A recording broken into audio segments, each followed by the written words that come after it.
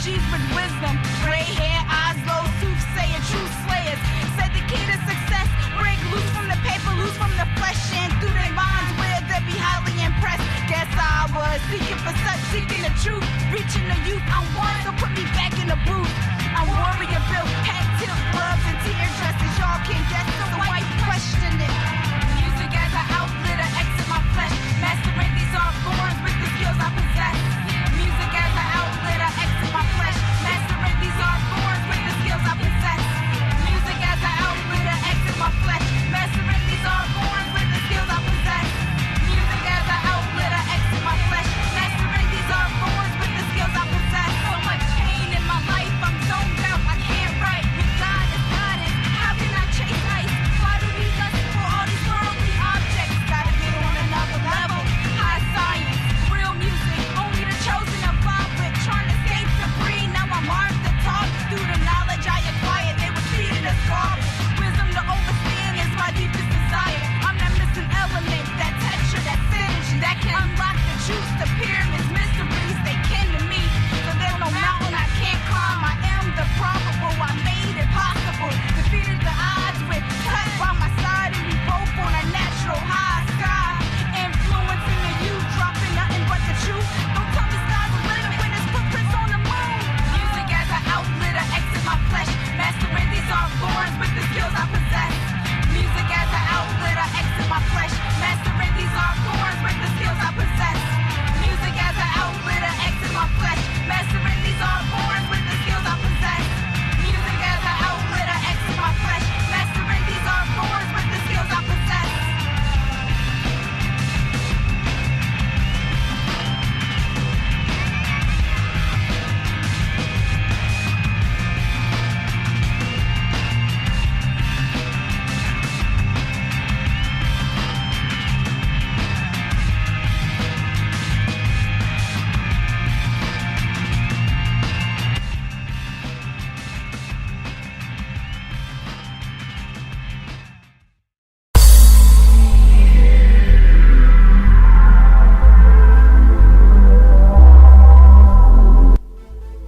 Good evening and welcome to Akwaaba, the Central Valley Cultural Heritage Show. I am your host, Camille Moultrie, and tonight we are welcoming the president of Community Media Access Collaborative, Jerry Lee. Thank you for being here tonight with us. It is my pleasure. Thank you. I'm not used to being on this side of the camera. Oh, okay. Yeah, normally you're behind the scenes. Or hiding somewhere else. Yeah. Okay. So, you know, CMAC has been around for about a year, and I know for it to come to the Fresno and Clovis area, there was a lot of effort from a lot of people, right. Blood, sweat, and tears type of thing. And what I want to know is what kind of got you interested in bringing CMAC and bringing a way for people to get a message out to the community? It's a great question.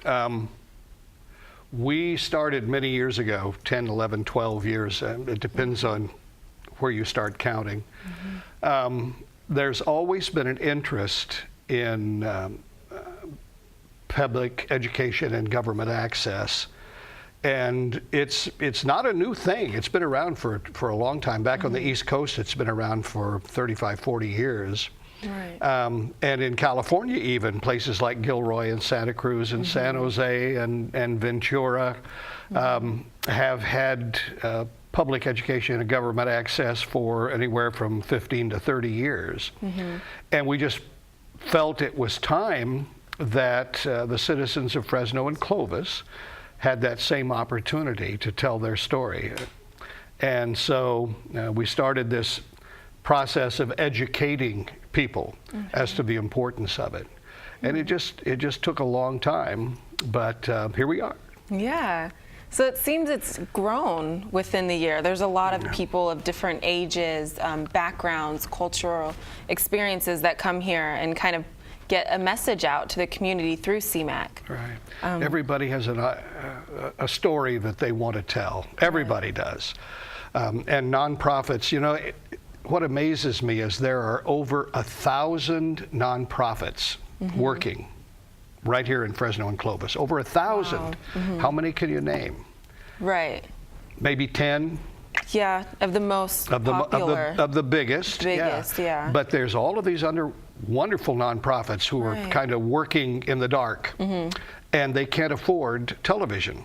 They couldn't afford television till now, but now a nonprofit can use the CMAC facilities. We train them. We have wonderful facilities, and we invite everybody to come and see them. We're so proud of them.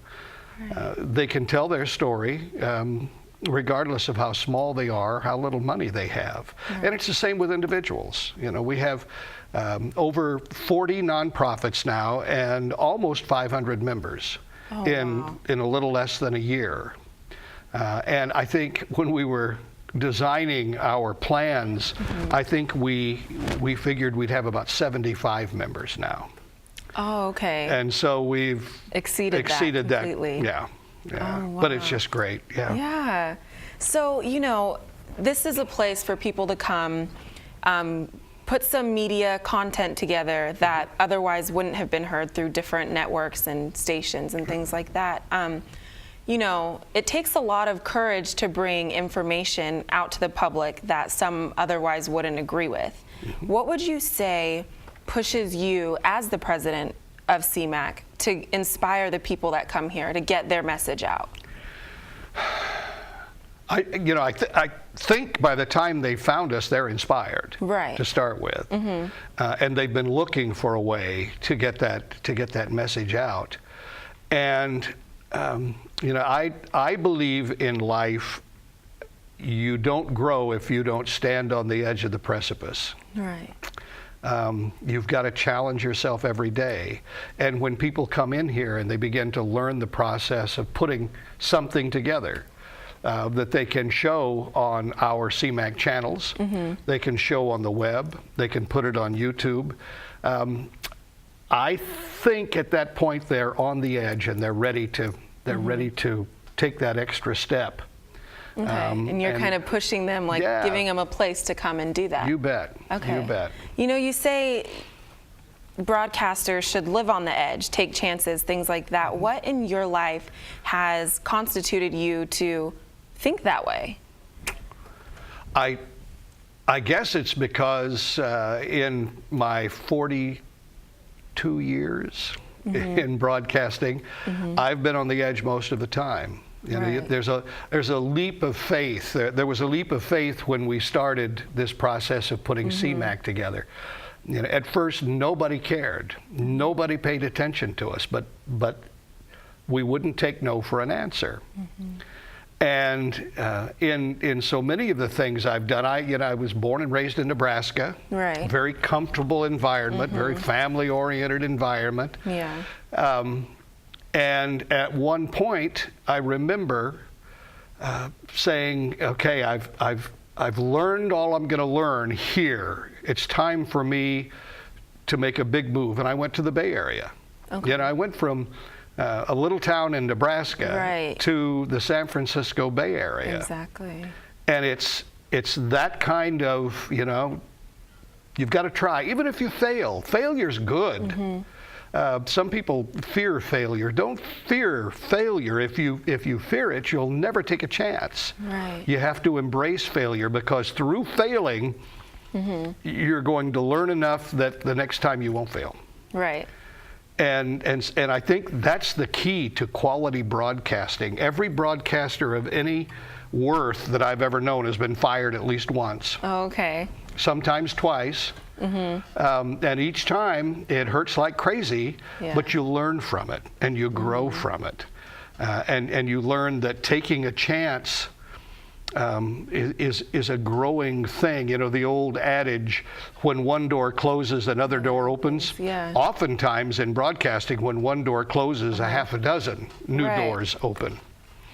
So take a chance, go for it. Yeah, definitely. And that's kind of, it seems that's what's embedded in the people that come through CMAC, is they're very on the edge. They like to push the line a little bit, you know, push the envelope, is that the correct term? But yeah, and I know you have this very humble aura about you. However, I have an aura. Yes, wow. You have a humble aura about you. I didn't know that. You do, except, you know, just from what I know, you've had a lot of experience in broadcast, done a lot of great things.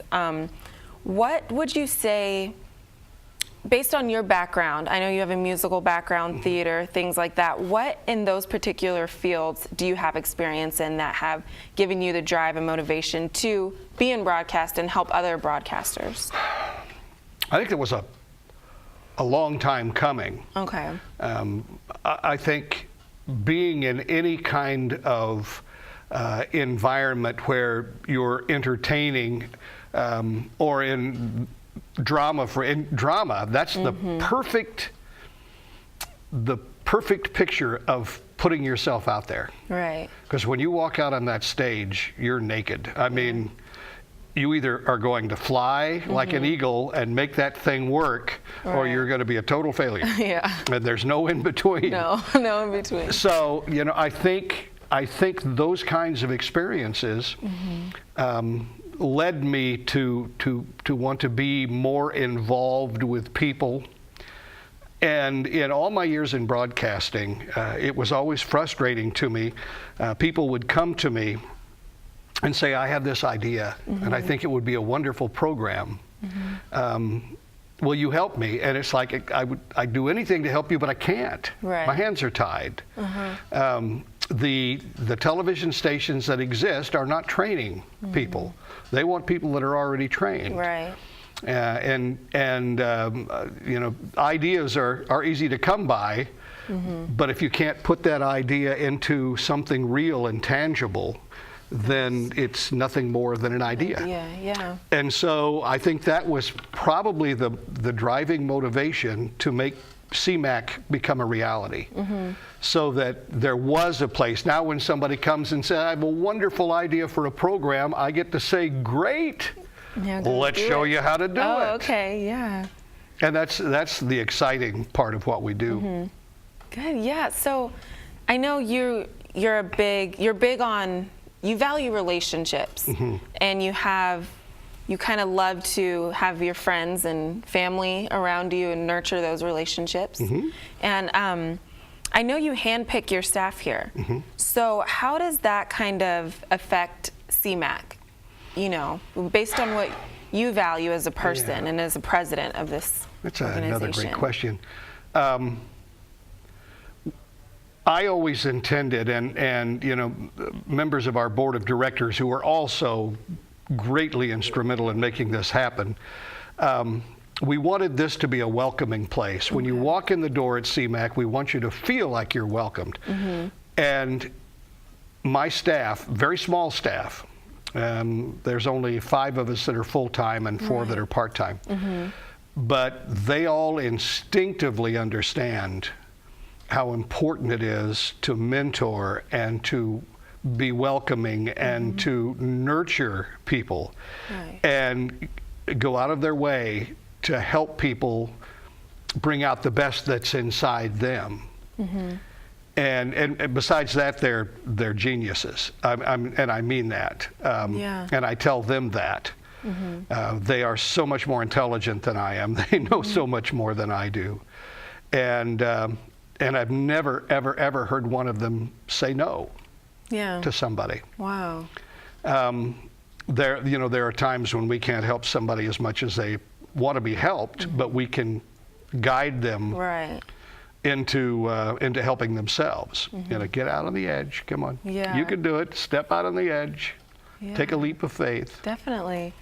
Well, yeah, you know, in broadcast, there's a lot of competition, competitive, and sometimes people, you know, are willing to do the dishonest thing to get ahead in broadcast. And so would you say that your personal values, the kind of values that are instilled in your employees and the people that come through here, kind of keep that as, you know, a staple, as doing the right thing to... Yeah, I mean, it's so easy to do the right thing. Right. Doing the wrong thing takes a lot of effort. Yeah. And it may make for some sleepless nights, even though there are individuals, and we all know some, who maybe are a little bit lacking in the conscience department. So, but yeah, it's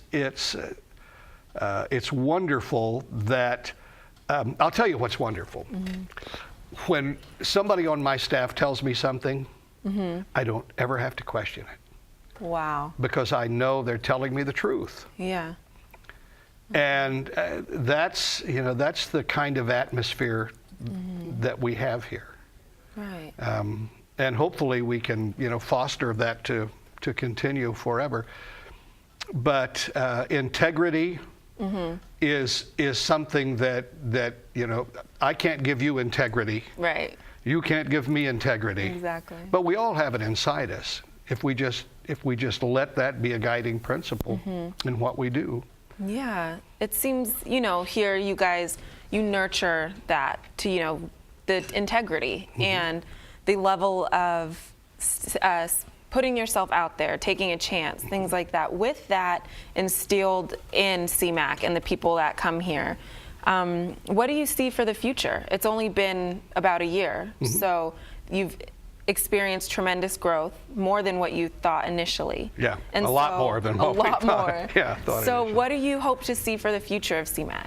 Well, we want to offer new opportunities and new challenges to people. We'll take possession in late May, early June of a brand new 4-camera, high-definition mobile production van. Wow.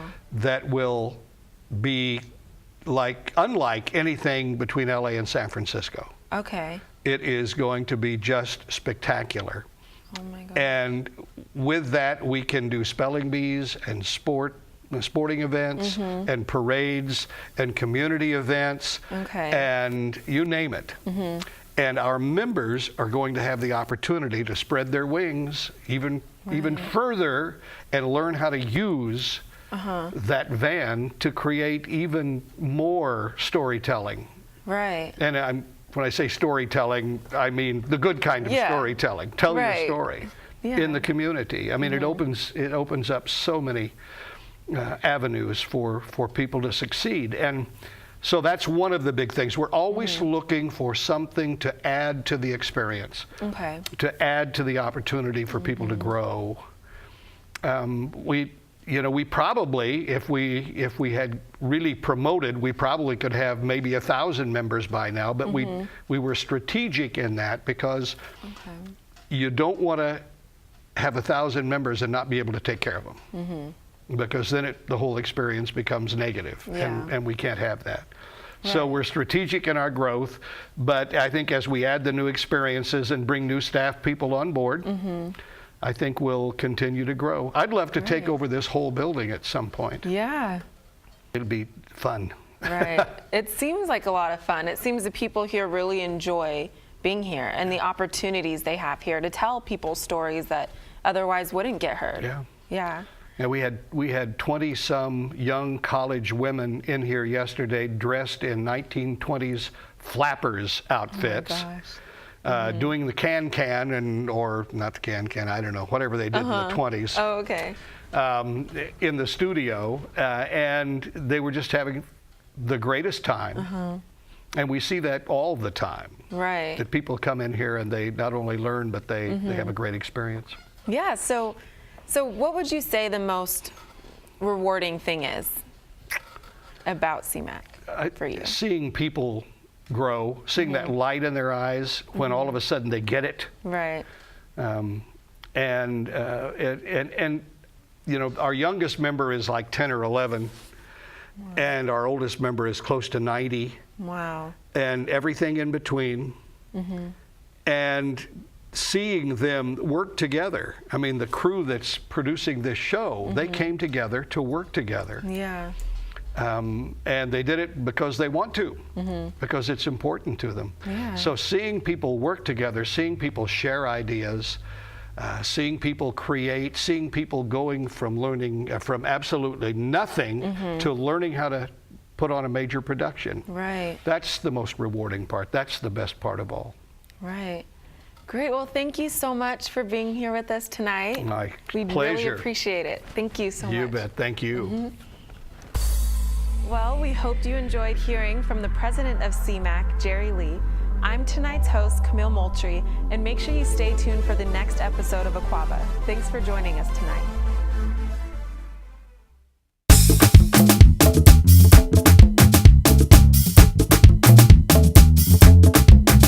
And so African people, in this very early period of their survival, began to define what the relationships would be.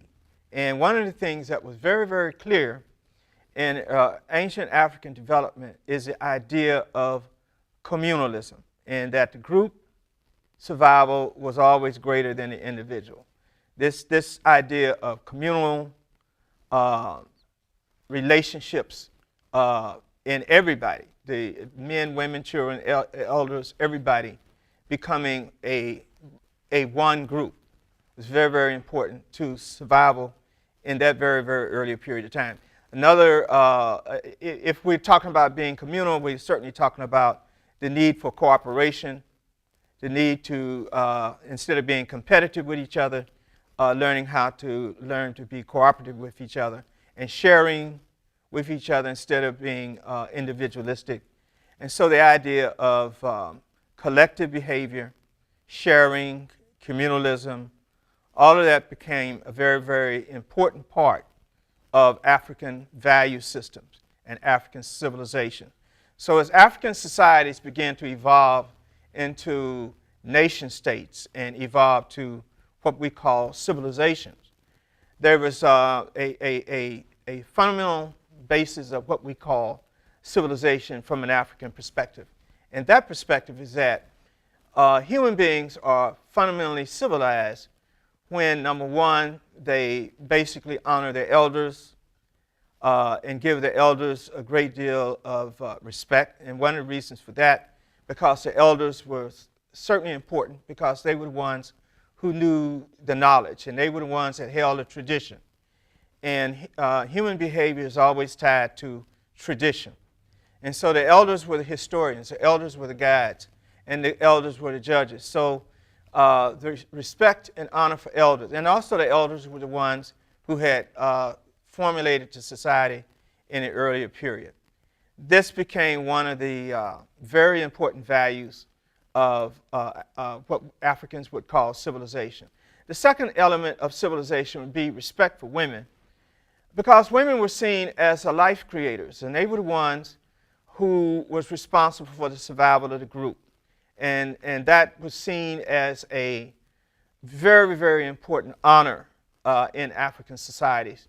The idea of childbirth in Africa was seen as a religious act and a way that God, or whatever we might want to call it, the Creator, was to bless the village, the community, was always with children. And since women were the life centers to bring children in the world, and also women were never seen in traditional African society as either inferior to men or below men or second to men.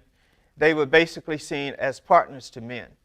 And so they had their role to play, men had their role to play, but never the idea that women somehow or another was less than men. So in African societies in the earliest period, you would see women being able to divorce, being able to, when we got to the level of a very organized state, they could own property. They were much of African civilization. The merchant people are generally women. And women are principally the farmers throughout Africa. Today, women are the principal farmers in African society.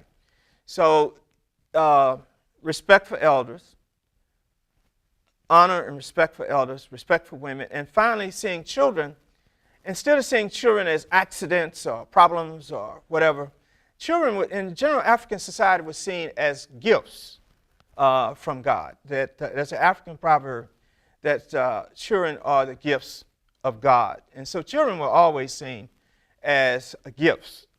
And that the whole community was the parent. And so the whole community was responsible for the children. So no child would ever be orphaned, or no elder would ever be seen as abandoned, because this kind of civilization was a close-knit communal, cooperative, and a collective society. So when we think about African values, the cornerstone of African civilization was the family. And the family was the foundation for the moral instruction, the family was also the basis of religious and educational training, setting out gender roles, and most important of all, the family was the micro-state. It was seen as the core element of the nation. So when you see traditional kings in African society, when you see pharaohs, and et cetera, they're just another name for kings or queens. The queens would represent the queen mothers of the society, and the kings or the pharaohs would represent the executors of the society, because the queen in traditional African society represented the throne, because she was the birthright to the throne. And so the queen was generally seen as the throne. The man, the king, was seen as the executor of the throne. And so in the household, there was this, the house structure, the family structure, was tied in the same way. So the leadership was seen as the parent, the basic political parents of the society. So that's why there was strict behavior and strict requirements to be a king or a queen. I mean, you just didn't do ordinary things if you were king and queen, because you represented the totality of the people and of the society. Out of this kind of African worldview was the attitude toward nature, that everything in nature was living. Everything in nature was basically a part of God. So when African people looked at the sky, they saw the sky as a basic reflection or expression of the Creator. When they looked at the water and the sky were sacred places. The water was sacred because the water was, in fact, seen as one of the elements that the Creator gave human beings and all living things a way to live and a way to survive on planet Earth. The earth itself was the mother, and the mother was the one who gave life. So the earth was never seen as just dirt or just something in a way to move something out. The earth was a sacred place. And so land itself represented a very sacred bond between the living, the ancestors, and the unborn. This is the fundamental value system that African people developed over many years ago. And so when we think about traditional African society, when Africans began to, as I said, develop legal systems and develop codes of behavior, one of the most important systems that Africans developed was in ancient Kemet, which was called Ma'at. And Ma'at was this concept that truth, justice, and righteousness.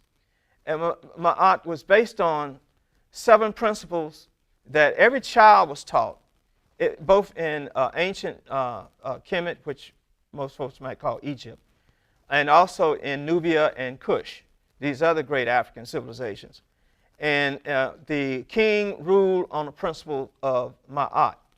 So when we think about Ma'at from an African perspective, Ma'at is operating on all levels. It's operating on the dimension of the human being, that every human being must live in accordance with his own or herself by the principles of Ma'at. That means that you do best by yourself, you eat the right food, you do the right thing for yourself. And in process of doing that, Ma'at represented the foundation of the family. So as you did for yourself, the principles that applied to you applied to all your family members. And then so from the family to the broader social level, Ma'at was the working relationship between human beings within the society. So in understanding Ma'at, when we related to each other, we had to relate to each other on a certain basic set of principles. Ma'at also was a part of the political structure. It was seen that the king or whoever the rulers were, or the elders or whoever ruled, They had to rule by the standards of Ma'at. So the king was the critical executor and the representative of Ma'at. And finally, the Ma'at was seen as how the universe worked. The universe worked by the principles of Ma'at. So Ma'at was also an important part of the cosmic dimension. It was also a part of the natural order of things within the earth itself, and also part of the greater universe. And those 7 principles, before my segment is over, I'd like to just leave the audience with these great 7 principles. I tell my students, I'm retired, but I still teach a class or 2. I tell them that if you live by these principles will guide your life and will make your life pleasant and make your life harmonious. And so the first principle that was part of our civilization was the principle of truth, that truth was critical, the idea of justice, harmony, balance, order, and reciprocity. This was those fundamental principles that was expected by everybody in that civilization and by that order.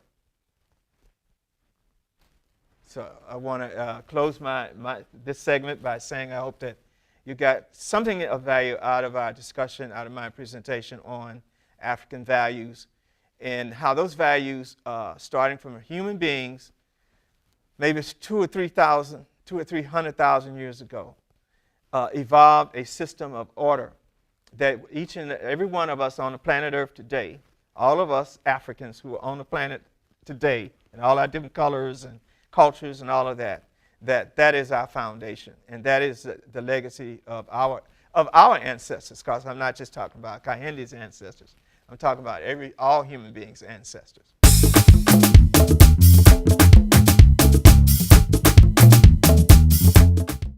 Akwaaba to the Central Valley Cultural Heritage Show right from the CMAC studio in downtown Fresno.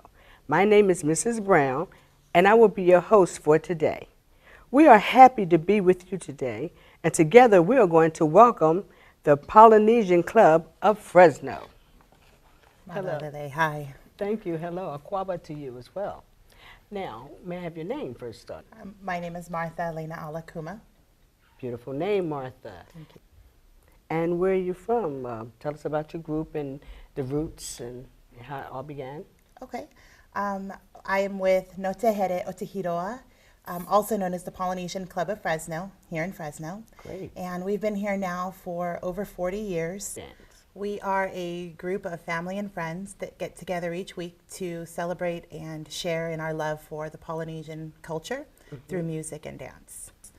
My dad is originally from the island kingdom of Tonga, and he moved here to Fresno and found some other Polynesians that were misplaced here in California. Great. They got together, started hanging out in our garage, and all these years later, we are still getting together and enjoying the music and dances of the Polynesian islands. Great. Can you tell me the meaning of the act or the art of your dance?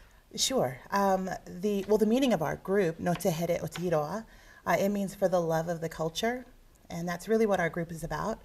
We're just people that get together and share in the culture of the dances, culture of the islands through dance and music.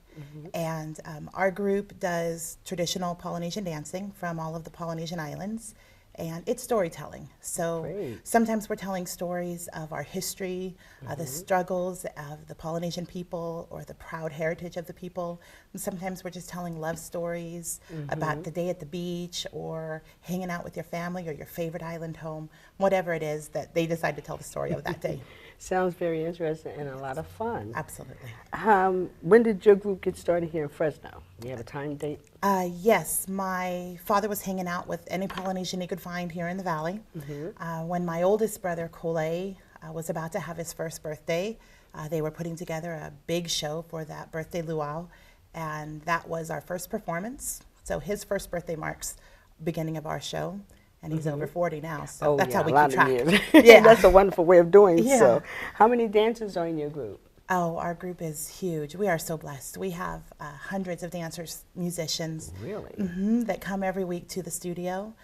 It usually starts with one family member that sees our show, and then they may start, and then when they come to the studio, they realize, oh, Mama's got dancers her age too. Maybe she wants to dance. And the dads come and drum or dance, and other siblings. And before you know it, we've got multi-generations. Great. Yeah. You spoke of instruments. What type of instruments? do We you have play? ukulele classes at our studio. Okay, what is And, that? The ukulele. Oh, ukulele. Uh-huh. Okay. Yeah, we have ukulele classes. We also have musicians that play the Tahitian drums. Okay. And so we have drumming classes and music classes. Great. Where's your studio?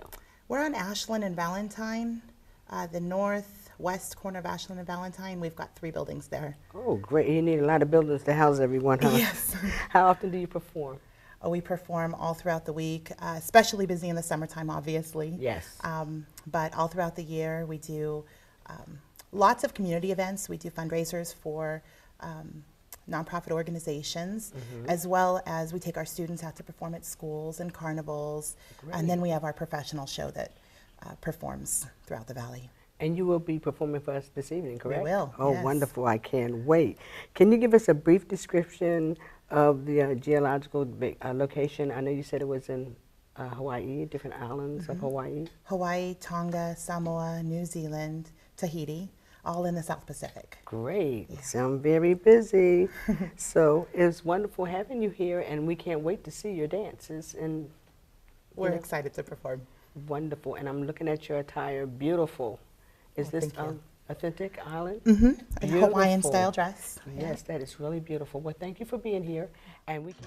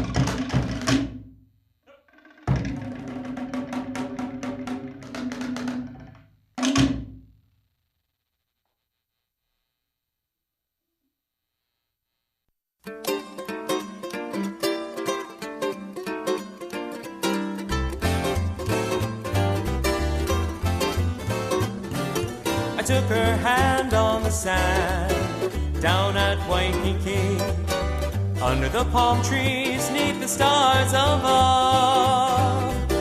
I looked into her eyes as the tourists were strolling by, and we danced as the old Hawaiian music filled the air. Hold me, hold me, hold me tight, my nili'ue. Kiss me one more time. E honey, honey, my name. My heart skipped a beat that night upon the beach, for I'm in love with the hopaholic girl of my dreams.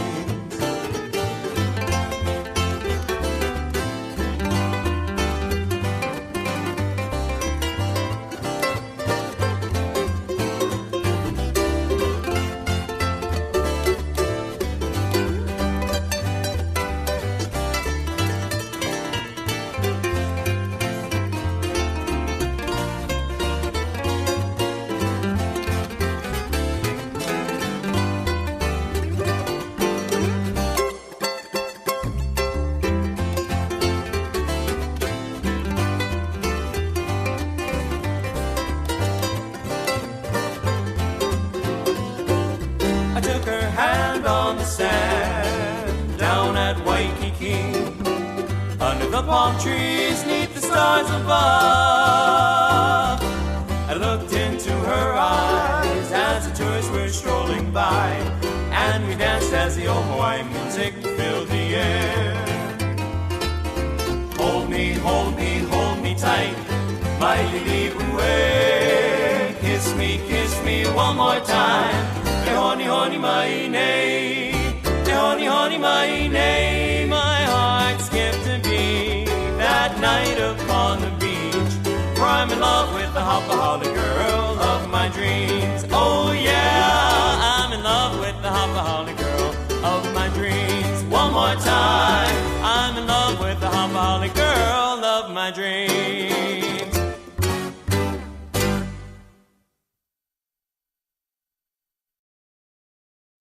To the hula, to the hula, to the hula, to the hula, hula,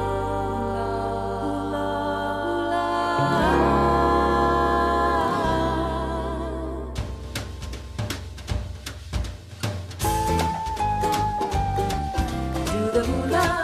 If there's anything you'd like to say, it's the only way you'll find that a trip around the island is fun. When you once begun, tell of the moon above so high, the hoomba hoomba nooka nooka swimming by. Talk about the boys all hurrying back to the little brown gal in the little grass shack. To the hula, if you like to whisper I love you, it's the thing to do. Picking flowers, get 'em all the time in the tropical climate. When you walk on silvery sands, you never have to talk, simply use your hands. Do the hula, go into your dance. Do the hula, if there's anything you like to say, it's the only way you'll find that a trip around the island is fun. When you once begun, tell of the moon above so high, the hoomba hoomba nooka nooka swimming by. Talk about the boys all hurrying back to the little brown gal in the little grass shack. Do the hula, if you like to whisper I love you, it's a thing to do. Picking flowers, get 'em all the time in the tropical climate. When you walk on silvery sands, you'll never have to talk, use your hands. Do the hula, go into your dance, oh yeah. Do the hula, do the hula, hula, hula, hula. Along the road to romance.